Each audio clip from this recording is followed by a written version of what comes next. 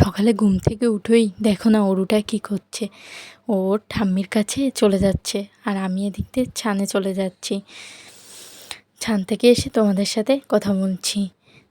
দেখো আমার চান হয়ে গেছে, আমি সিঁদুর দিয়ে রেডি হয়ে নিয়েছি। এবার আমি পুজো দিতে যাব, পুজোটা দিয়ে তারপর আসছি তোমাদের কাছে।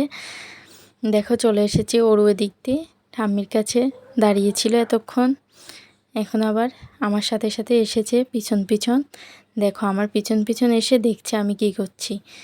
এত দুষ্টু হয়েছে দেখছো। আর ও একটা নিজের জামাটো খুঁজে নিয়েছে, ওটা সুন্দর জামা, তাই ও ওটা নিয়ে হাঁটছে, এটা গায়ে দিবে। এই জন্য সুন্দর জামা পেলে ও তো খুশি, ওই সুন্দর জামা গায়ে দিয়ে বাইরে যাবে, ঘুরতে যাবে, এই ভেবে ও সুন্দর জামাটা গায়ে দেওয়ার জন্য সব সময় প্রস্তুত থাকে। কি বলবো ওর কথা। আর এদিক দিয়ে আমি ঘর ঝাড়ু দিয়ে দিচ্ছি।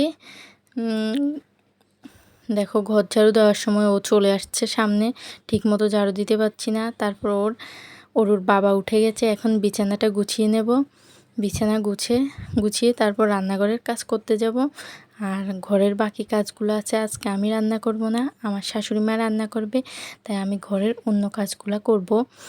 এই জন্য আমি আগে বিছানাটা উঠিয়ে ওনাকে কি রান্না করবে ওইসব কেটে কুটে দিয়ে আসব।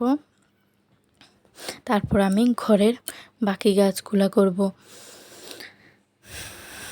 তোমাদের সাথে গল্প করতে করতে আমার বিছানা গোছানো হয়ে গেছে প্রায় শেষ পর্যায়ে।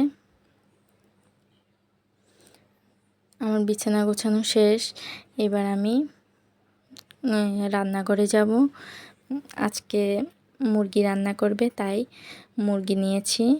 এটাকে কেটে কুটে ধুয়ে পরিষ্কার করে নেব।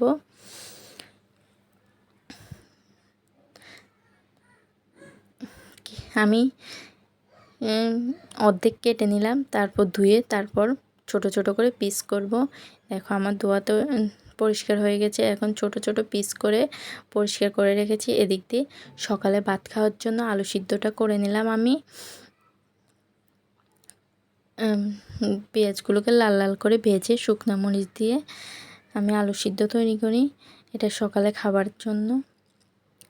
আমার আলু সিদ্ধ রেডি হয়ে গেছে, এখন শুকনো মরিচ দিয়ে দেব। শুকনো মরিচগুলোকে আমি কালো করে ভেজে নিই, এতে ভালো লাগে খেতে, এই জন্য গুঁড়া করে নিলাম শুকনো মরিচ। এখন আমি একটু টেলে নেব কড়িয়াতে, তাহলে ভাতের সাথে খেতে খুব অসাধারণ লাগে। আর আমার ভিডিও যদি তোমাদের ভালো লাগে অবশ্যই শেয়ার করে দেবে আর গঠনমূলক একটা কমেন্ট করে জানাবে কেমন লেগেছে। ধন্যবাদ সবাইকে, আবার অন্য ভিডিওতে দেখা হবে। টাটা।